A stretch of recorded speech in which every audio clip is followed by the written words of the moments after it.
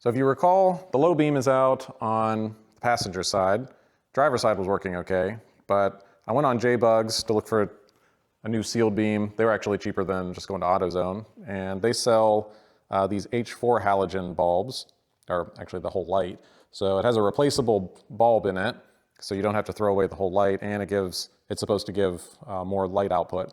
So I'm gonna swap these in on both sides. They weren't that expensive. I think they were 20 bucks a piece. So let's go ahead and swap those out. Well, it's the gift that keeps on giving here. So what should have been 5 minutes to swap the headlights has probably turned into a 3-hour detour. So once I got the headlights out, I saw that they had replaced the connectors at some point with these really shitty crimp connectors. So I'm gonna cut those off and use the solder self-sealing ones. So even if this car isn't driven in the weather much, still you get moisture in there and can corrode it. And then there's some rust in the bottom of the bucket. It's not bad, just surface rust, so I hit that with the wire brush. I'll spray a little black Rust-Oleum in there just to keep it from rusting. And the side that the low beam was out, a couple problems. So again, shitty butt connectors. And then we've got a broken wire here that I need to repair. And also that same wire on the headlight, the terminal's busted off of it. That's probably why that one wasn't working. And same thing, we'll hit it with a little black Rust-Oleum. I'll spray it first. That way, while it dries, I can clean up the electrical stuff. Well, it only took about an hour. I've got everything switched over. I've got my solder connections in there. Buckets are painted. I've got the headlights sitting there. I'm gonna wrap the solder joints with electrical tape just to stabilize them so hopefully it won't break the connection. And this one, luckily, it was just the insulation that was cut. I put a little piece of heat shrink tube on it to seal it and to stabilize it a little bit. So that was a little easier of a repair than I thought. So let's go ahead and set the camera down and hopefully the lights work.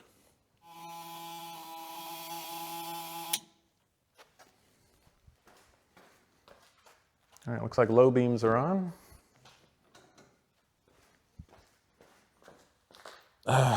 And only one high beam. Okay. Well, that's a problem. What's really frustrating about this is the headlight that was working and that one wasn't. It's obvious why that one wasn't with the broken tab on the high beam, but this one's a little frustrating. So now over at our wire diagram, L1 and L2 are the headlights, K is the high beam indicator, and the high beam indicator bulb is wired into the driver headlight. And I noticed that the high beam indicator bulb was not lit up when I was going in between high and low beam. So maybe if that bulb is bad, then it's not allowing current to flow over to the driver headlight bulb. So I pulled the speedometer back out of it, pulled the bulb out of it. So let's see, it wasn't seated in there quite correctly. So I reseated it, let's see. Okay, well the bulb works. Hopefully it was just an issue of it not being in there correctly. Well, this thing definitely has a gremlin in it, and I still don't know exactly what it is. So I came in here with the voltmeter and started checking things. I didn't have power to the high beam indicator bulb, so tracing that back, it goes to fuse number 5, which also feeds the high beam on the driver's side. So I checked the lug, and I had power there, so I went ahead and swapped the fuse, even though it tested okay.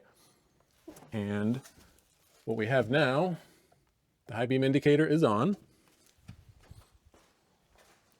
And if we come out here, now the passenger side high beam is not working, but the driver's side is. And if I switch it to low beam, the light goes out. And now I have driver and passenger working. So the wiring in the front seems to be fine. I don't know if maybe the relay is going bad. I had an issue when I first started working on this where if I pulled the lever, the relay wouldn't click, and then it just started working. So it may have been stuck, maybe it has some corrosion in it, and it's kind of shorting out. I don't know, but that might be the next thing to try. Just replace the relay and see if that brings everything back online reliably. Well, fast forward about a month. I've been working off and on this, trying to get the headlights to work, and they're finally working. It's been a complete nightmare. It's been a lot of troubleshooting, so I haven't been recording it. It's just been a lot of jumping wires, checking grounds, all that sort of thing. So I've got everything just kind of laying here in the floor, all the fuse panels out of it, but let's turn the key on. And we'll check our headlights. So lights are on. We've got 2 lights. Now let's see if I can actually jump it. Now let's see if I can activate it manually. Yep. High beam indicator is on. And we have both headlights on. Before we get to the wire diagram, let's just take a look at what I've been working on in here. So you can see everything, all the switches are just kind of hanging out. I had to take down the fuse panel. This is just a rat's nest of wires. There are no connectors back in those days, so everything is just a terminal connection on the back here. You can see I've got a jumper in there now. I've got to fix a wire. Most of the other electrical gremlins I've had on the car have been related to grounds. So I wanted to find the ground for the dash, and that is in here. We can take a look at, you can see a couple butt connectors on there. I don't really like using those, but I didn't have any other option in that location. So I found a few corroded points in there, but the biggest issue, the terminals that have the blue connectors on them, those 2 were loose, and with just a little bit of pressure, they would pull off of the spade. Now normally you can just take a pair of pliers and crimp down the tab a little bit and they'll be fine, but the ears just snapped off. So I had to replace those, cleaned up all the terminals, checked everything inside the dash. There was nothing shorted out, everything was connected correctly. And then came down here, started checking the relays, and the problem I found, the Haynes manual that I have does not match what's here. Wire colors don't match, the relay positions don't match what's in the manual, so I've just had to kind of figure it out as I go. And electrical stuff is not my forte or my interest, so I just kind of have to fumble along through here to figure out what's going on. I've done a lot of resistance checks, I've jumped a bunch of wires to try to get things to work, and it just wasn't working that well, so then I just started throwing parts at things. So we've got a spare headlight relay, I've got new wiper switches and turn signal switches, and there isn't really much in the system here. It's just wires and a couple relays and switches. So let's go over to the wire diagram now and talk about it a little more. Looking at the wire diagram here, so the headlights are in this area here. So you've got a ground, and the ground is common between the high beam and the low beam for each side. So it shouldn't be a ground issue because the low beams were always working. So if you go up a level from there, then you get to the fuse in the fuse panel under the dash, and that's where your power is distributed between driver side and passenger side. So for low beam and high beam, driver side is on one fuse, passenger side is on another. So S5 and S6, those are our high beams. So you would think that the issue would be here, somewhere from here down in distributing the power between the driver side and the passenger side. But I looked inside the fuse panel, there was nothing corroded, there was nothing loose, everything seemed to be in the correct locations, so I could not find an issue here. So if we step up from that, we get to the relay, and looking at the wire diagram, there should be no reason why the relay would have anything to do with the passenger side and the driver side headlights swapping between which one is coming on and which one's not. But I figured, okay, they're cheap, I'll try a relay, swap the relay, that didn't do anything. And then subsequently, the headlights were getting harder and harder to switch to high beam at all. So then, okay, well, the switch is probably going bad. So the reason I can't get them to even switch to high beam anymore. So then I replaced the headlight switch. So in the meantime, waiting for the headlight switch to come in, I just double checked everything inside the fuse panel, cleaned up everything, and just kind of put it all back together, got the new switch, put that in, and magically everything is working now, with the headlights anyway. So I don't know what combination of cleaning up grounds in the dash, just cleaning up wires, just checking things, I don't know what actually fixed the problem, but the headlights are now working correctly. But that has now created an issue with the wipers, so let's talk about that. Now back in the car, the wipers have always worked. Intermittent, low speed, high speed, and off. Those have always worked as long as I've had the car. The only issue was the sprayer for the wiper washer was not working. And I figured since I've got this apart, I might as well get a new switch. That way I can get the sprayer to work and we should be good to go. So I've got the new wiper control in there. And now, for whatever reason, the wipers do not have an off position. So I have intermittent, intermittent, low and high. So now I need to pull this back off and check the wiring. So it has the same number of wires, but maybe they're pinned incorrectly, so I need to pull that out. And also they were sporadically just stopping midway and then starting again. So looking in here, you can see the wire I have jumped right now. So this wire goes from the relay, or it goes from power up to the motor, and it was just stuffed back in this rat's nest of wires. I didn't notice it because it was hidden in there. The only reason I noticed it, I had this light off and I was jiggling the wiper relay and I saw a spark within all of the wires, so I just started tugging on things and this one came out. So I need to put a new terminal on it and then get it connected back where it's supposed to go, but for right now I've got it jumped over to the correct terminal and they're working, just not shutting off. So let's pull this out and compare it to the old one. Well, after a few hours of troubleshooting, I figured out why the wipers won't shut off. So this is the new wiper switch, and you can hopefully see that this little ground tab moves. It's loose, and if I had this just hanging under the column and plugged in, and then I ran a little piece of wire from this ground to the ground on the steering column, and it didn't work, and then I pushed it in, and then it worked, and the wipers shut off. So this is a bad connection within the switch or something. So now I gotta get a hold of JBugs and get a new one of those. So as you can see, even new parts arrive damaged or not working. So now you're trying to chase, well, is this a 40-plus-year-old car electrical gremlin, or is it the new part that's bad? So it's really frustrating to spend hours diagnosing problems that are because of a new part.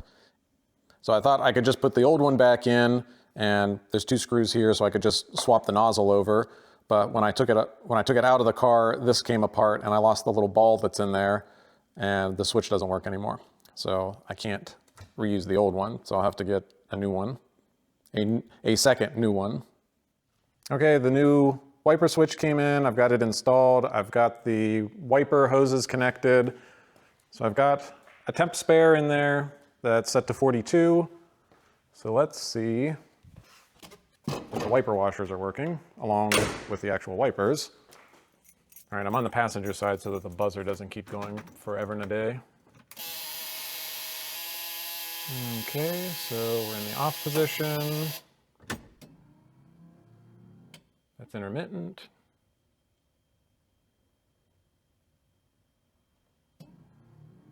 Okay, off, low, high. It's all working. Let's see if we've got, come on. Well, I'm pulling on the washer.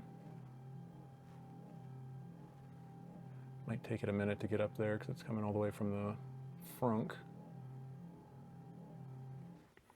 Well, the wipers themselves are working when you pull the lever. It's supposed to do several swipes and then shut off.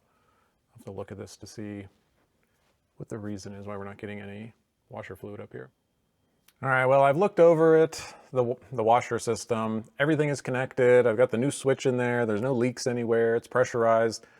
So I don't know why it's not spraying, but I think that's just going to be one thing that I don't accomplish on this car. So if the next owner is watching this, you're going to have to fix that if you want the washers to work. But if you have ever owned a German car, then you're probably aware of the superstition where you always leave at least one thing broken, because then something else won't break. If you fix everything on the car, something else will immediately break. So we'll leave that as our one thing that isn't working. So now I'll go ahead and put the steering wheel back on it. We'll make sure the horn works, get all of this tidied up, and then I have a new radio for it, so we'll talk about that in a minute.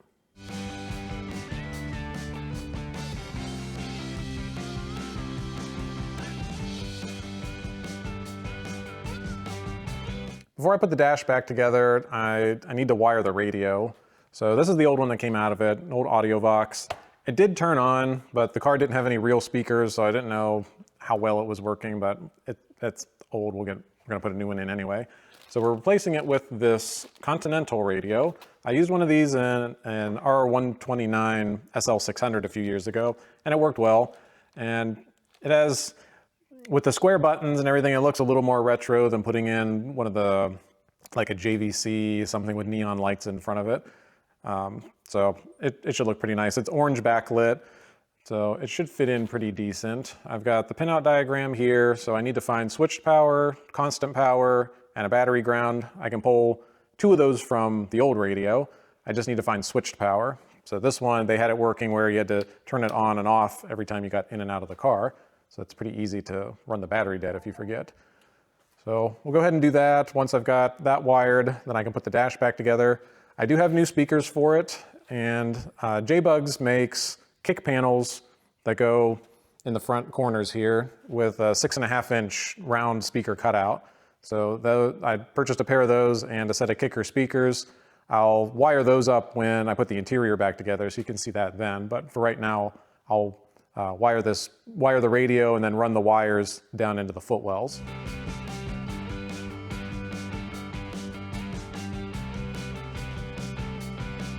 Well, I think all of the electrical gremlins have been extinguished for the current moment.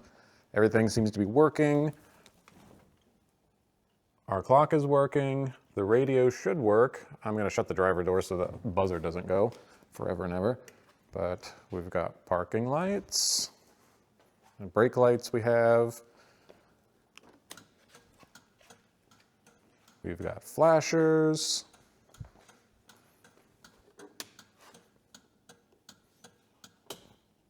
And if we turn on the key and have the horrible buzzing, if we check our headlights again, we have 2 headlights on low beam.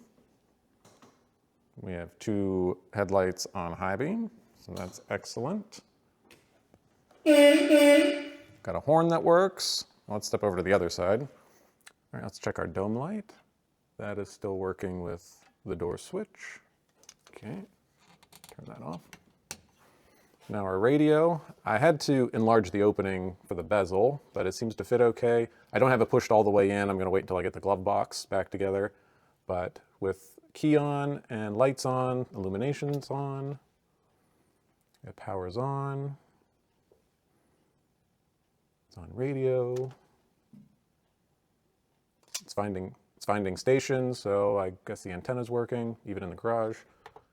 Our blower. That's working. We know the wipers are working. And back to the radio real quick. So I mounted the auxiliary microphone over there on the top of the steering wheel. Whether somebody ever uses it, I don't know. We got the fuse box all back together. So electrically, this car should be very solid and good to go for a while. This is probably a good point to end this video. We'll tackle the floor pans and the interior, putting it back together in another video. But the electrical stuff is done for the moment. So thanks for watching this video. Make sure you like and subscribe to the channel.